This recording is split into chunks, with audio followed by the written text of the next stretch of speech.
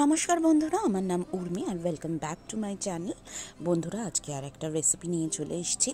এটা এঁচোড়ের কালিয়ার রেসিপি, যেটা গরম ভাতের সাথে খেতে দারুণ লাগবে এবং এভাবে যদি তোমরা বানাও একদম মাংসের মতো টেস্টি হবে।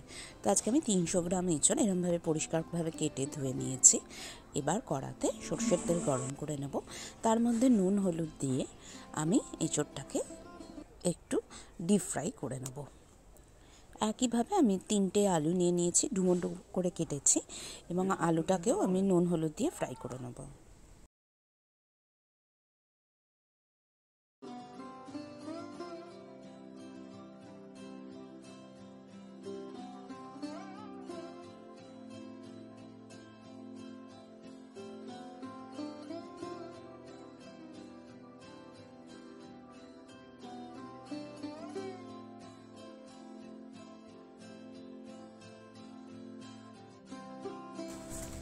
আলু আর এঁচোড়টা ভেজে তুলে রেখে দেবো আমরা। এরপরে আমি একটা বাটিতে একটু গরম জলের মধ্যে 3টে শুকনো লঙ্কা ভিজিয়ে রাখবো, যাতে এটা খুব স্মুথ একটা পেস্ট তৈরি হয়। আর মিক্সিতে আমি শুকনো লঙ্কার সাথে 6 কোয়া মতো রসুন, সামান্য আদা আর 2টো পেঁয়াজ আমি ডুমো ডুমো করে কেটে নিয়েছি। এটার একটা স্মুথ পেস্ট বানিয়ে নেব সামান্য জল দিয়ে। তারপর আমি একটা টমেটো নেব, সেটারও একটা পেস্ট বানিয়ে নেব।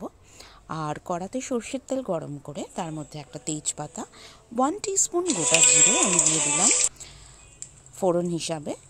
তারপর গরম মশলা দিয়ে দিলাম। গরম মশলার মধ্যে আমি 2টো এলাচ, 2টো লবঙ্গ, একটা দারচিনি নিয়ে নিয়েছি। সেটা হয়ে যাওয়ার পর আমি মিক্সিতে আদা রসুন পেঁয়াজের পেস্টটা দিয়ে দিলাম।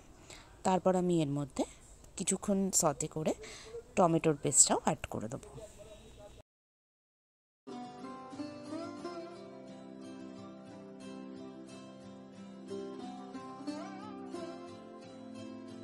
টমেটো পেস্টটা অ্যাড করে আমি খুব ভালোভাবে এটা মিশিয়ে নিচ্ছি।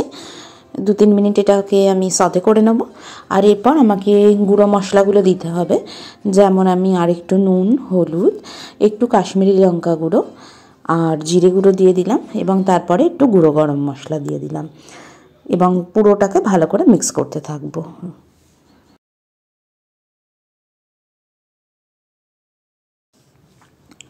গরম মশলা দেওয়ার পর আমি কষতে থাকবো এবং আস্তে আস্তে আমরা দেখব গ্রেভিটার কালার চেঞ্জ হবে এবং এরমভাবে একটু তেল তেল বেরোবে।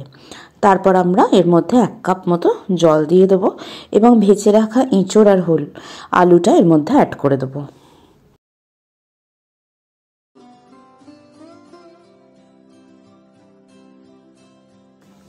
এবার এঁচোড় আর আলুটাকে ভালো করে মিক্স করে নিলাম।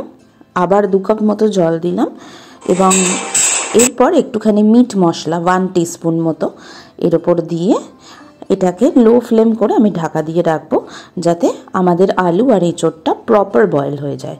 এভাবে 10 থেকে 15 মিনিট বয়েল হওয়ার পর এরম সুন্দর একটা গ্রেভি হবে, এরম তেল ভাসবে, একটা এরম লাল লাল কালার হবে। তো এখানে আমাদের রান্নাটা অলমোস্ট রেডি। আমি এরপর 1/2 টিস্পুনেরও একটু কম, জাস্ট একটু ঘি দিয়ে দিলাম। তো এবার আমাদের রান্নাটা একদম রেডি হয়ে গেল। এর একটু ফ্লেভার আসবে। ঘিটা দেওয়ার পর আরও 5 মিনিট আমি ঢাকা দিয়ে রাখলাম লো ফ্লেমে। আর আমি চেক করে নিলাম সব কিছু ভালোভাবে সেদ্ধ হয়ে গেছে কিনা। এবার আমরা এটাকে পরিবেশন করব। তো আমাদের রান্নাটা একদম রেডি। এটা গরম ভাত, রুটি, পরোটার সাথে খেতে বেশ ভালো লাগবে। তোমরা অবশ্যই এটা ট্রাই করো, আমাকে জানিও। রেসিপিটা ভালো লাগলে অবশ্যই আমাদের চ্যানেলটা সাবস্ক্রাইব করো।